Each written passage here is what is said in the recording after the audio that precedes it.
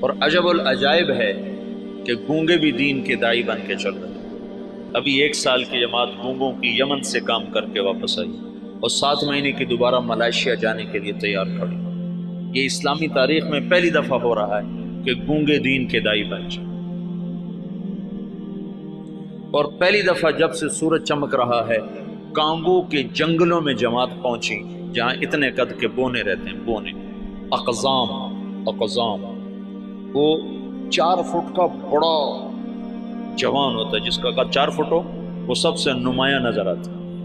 یا 4 فٹ والا تو ہم گودی میں اٹھائے پھرتے ہیں، اور 4 فٹ والا بڑا جوان ہوتا ہے۔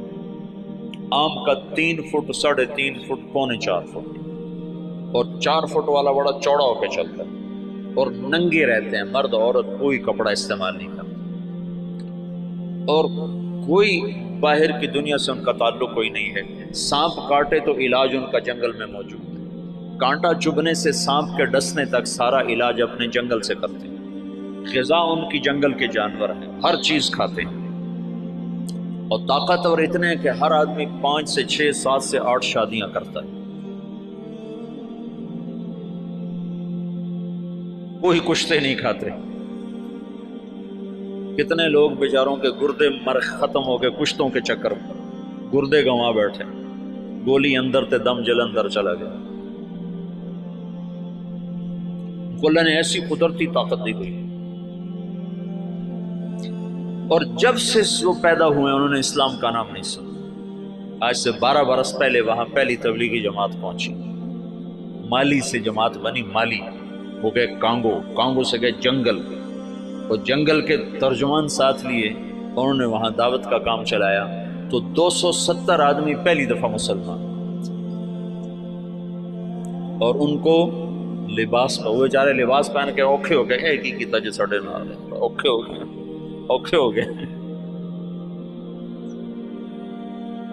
تو ان میں ایک ان کا سردار، وہ حج کرنے کے لیے آج سے کوئی 8-9 سال پہلے حج کے لیے، تو کچھ علماء تھے جو تبلیغ کے بڑے مخالف تھے، تو ایک ہمارے دوست ہیں حسن کیمرونی، یہ حسن کیمرون سے جماعت گئی، مالی نہیں، کیمرون سے جماعت گئی تھی۔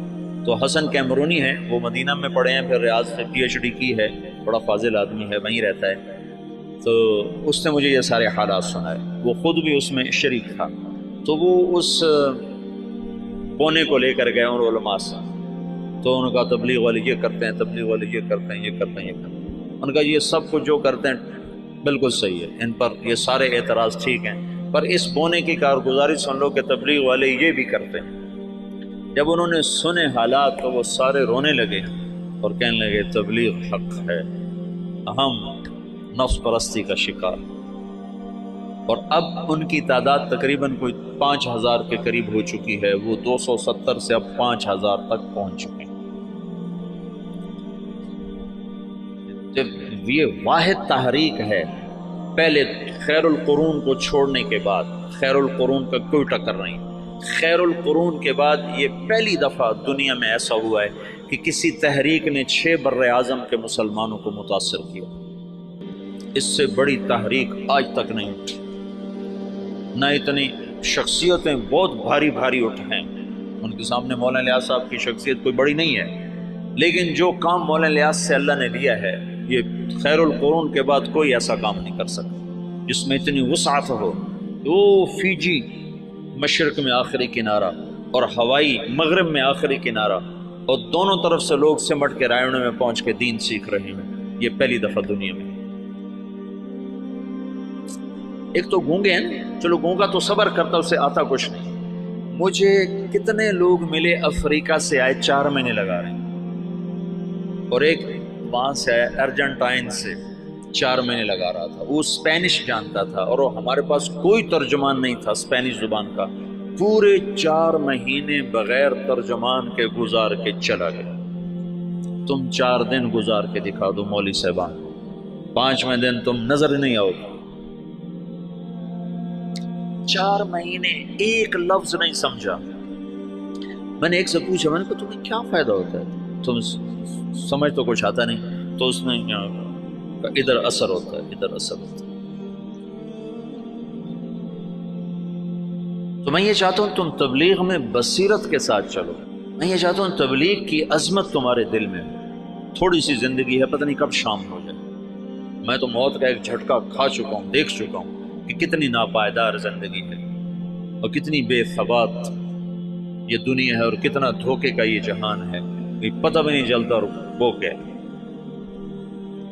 تو تھوڑی زندگی میں وہ کام کرو جس کا نفع تمہیں زیادہ ملے، جس کی واپسی تمہیں زیادہ ملے. تو تبلیغ کے سوا اس وقت کوئی میدان عمل میں ایسا عمل نہیں جس میں لگنے سے تم سارے عالم پر اثر انداز ہو جاؤ، ساری دنیا کے انسانوں تک تمہاری محنت کا اثر پہنچے. جبوتی جیسے غریب ملک میں آگے بھی اس سے بھی غریب علاقہ تھا تجرو، جہاں کشتی ڈوبی تھی. اس جنگل میں اجتماع ہوا، 3-4 ہزار کا مجمع جنگل میں جاؤ. یا کتنے بڑے بڑے اشتہار لگتے ہیں، 300-400 سے زیادہ آدمی اکٹھا نہیں ہوتے. وہ جنگل، وہ ایک نکر اور ایک بنیان، یہ ان کا لباس تھا. 24 گھنٹے میں ایک وقت کھانا کھاتے. یہ جماعتیں جب جاتی ہیں نا تو ان کو دیکھ کے بڑے حیران، اچھا تم سارا دن کھاتے ہو، دن میں 3 دفعہ کھاتے ہو، 3 دفعہ کھاتے ہو. ان کو حیران ہو کر کہتے ہیں کتنا کھاتے ہو تم، بیمار نہیں ہوتے؟ بیمار تو ہوئے پڑے. غربت انتہا تک. میں ایسے ساحل سمندر پر تھا، میں ایسے گیا دیکھنے تو سب کے وہ عصر کے بعد چائے پی رہے ہیں. چائے تو دیکھا وہ کالا کاوا پانی والا بغیر دودھ کے، ٹوٹی ہوئی پیالیاں، ٹوٹی ہوئی پرچیں. یہ ان کی بڑی عیاشی تھی کہ وہ سمندر کے کنارے چائے پی رہے تھے. نکر بنیان یہ ان کا لباس. وہاں تبلیغ پہنچ گئی.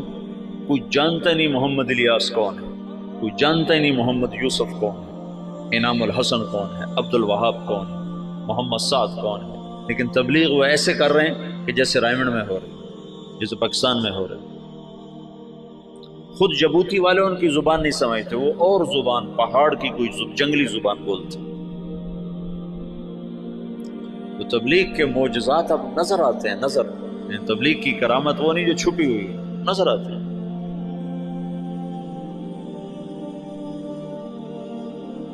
تو میں یہ چاہتا ہوں کہ تم بصیرت کے ساتھ اس میں چلو تاکہ تم نفع اٹھاؤ، تم اللہ کا قرب حاصل کر سکو، اللہ کی محبت حاصل کر سکو.